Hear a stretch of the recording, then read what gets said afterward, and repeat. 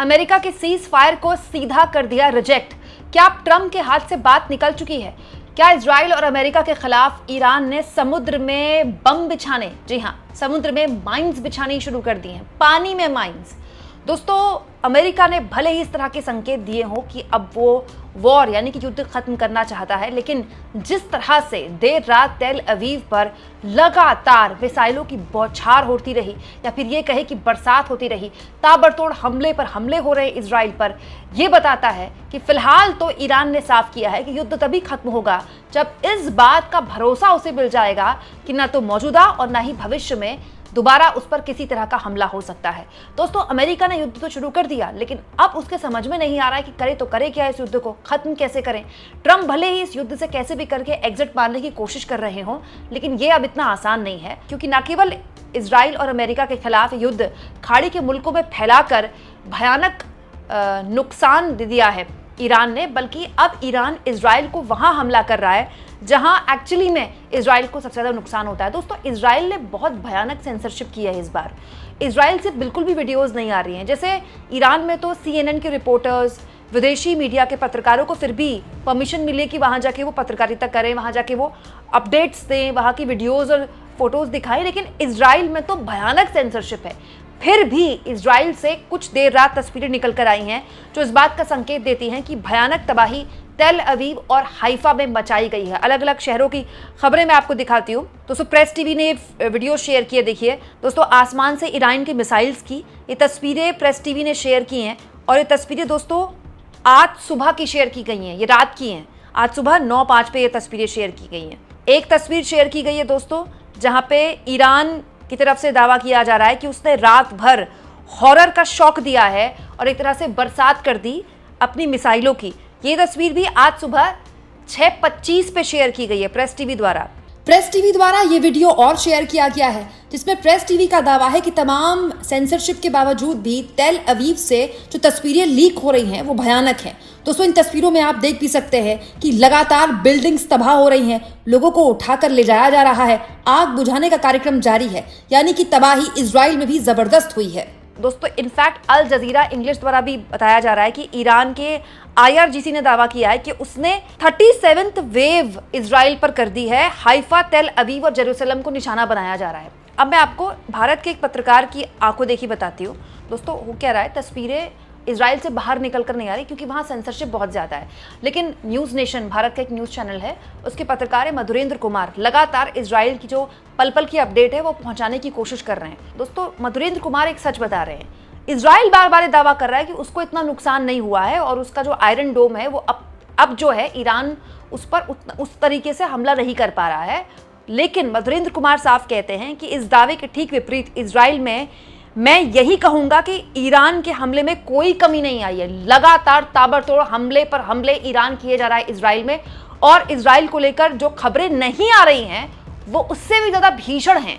और दोस्तों, इसीलिए इजराइल की खबरों पर इतना जबरदस्त सेंसरशिप लगाई गई है। देखिए, तेल अवीव की बिल्डिंग का एक वीडियो शेयर किया गया प्रेस टीवी द्वारा। ये भी आज सुबह 9:08 पर वीडियो शेयर किया गया है। जरा आप इस बिल्डिंग का हाल देखिए दोस्तों, देखिए कि किस कदर धू कर यहाँ पर सब कुछ जल रहा है। दोस्तों, हालत देखिए, वहाँ इतनी धूल है, इतना ज़्यादा धुआं और धूल है कि जो गाड़ियाँ हैं, देखिए आप, उन गाड़ियों के ऊपर धूल जमा हो चुकी है, क्योंकि जब विस्फोट होता है तो अपने साथ बहुत सारा धुआं और धूल लेकर आता है।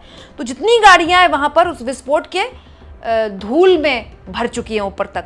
दोस्तों, अल जजीरा इंग्लिश द्वारा ये रिपोर्ट किया गया है कि इजराइल का चैनल 12 ये रिपोर्ट कर रहा है कि तेल अवीव में जहां ईरान निशाना बना रहा है वहां जबरदस्त नुकसान हुआ है। और तो और अमेरिका की ऐसी हालत हो गई दोस्तों कि ईरान द्वारा दावा किया जा रहा है कि जो उसका युद्धपोत था अब्राहम लिंकन, वो 1000 किलोमीटर दूर कर दिया गया है उस युद्ध क्षेत्र से। और तो और अमेरिका ने खुद स्वीकारा है कि करीब करीब 150 यूएस ट्रूप्स, यूएस के जो वहां युद्ध में शामिल ट्रूप्स थी, वो 150 इंजर्ड हुई हैं।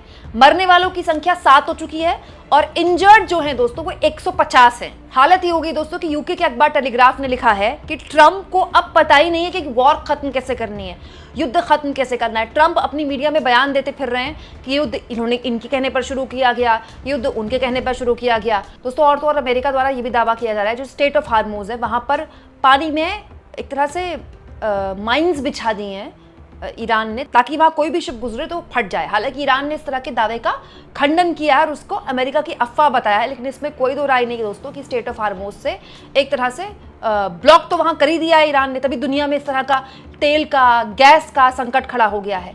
अब पॉइंट ये कि ये जो पूरा गतिरोध है ये इस वक्त मौजूदा स्थिति में कहाँ है। मौजूदा स्थिति ये है दोस्तों कि युद्ध अभी रुका नहीं है। अमेरिका ने संकेत दिए थे सीज फायर को लेकर, लेकिन ईरान ने साफ कर दिया था कि हम अमेरिका पर भरोसा नहीं कर सकते, 2 हम सीज फायर के लिए तभी तैयार होंगे जब हमें भरोसा मिलेगा कि हमें दोबारा से निशाना नहीं बनाया जाएगा। क्योंकि दोस्तों ट्रस्ट का यह भयानक कमी है।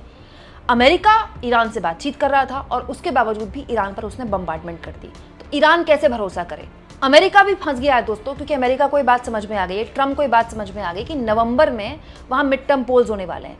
अगर वहाँ पर विपक्षी पार्टी को बड़ी जीत मिल गई, जो कि अभी फिलहाल हालात दिखाई दे रहे हैं, तो ट्रम्प का वक्त से पहले इम्पीचमेंट भी हो सकता है, महाभियोग करके उनको पद से हटाया भी जा सकता है, उनको भी और उनके जो वाइस प्रेसिडेंट है उनको भी। खबर छापी है कि ट्रम्प अपने एडवाइजर से कह रहे हैं कि अब कैसे भी करके ईरान से बाहर निकलने का रास्ता निकाला जाए।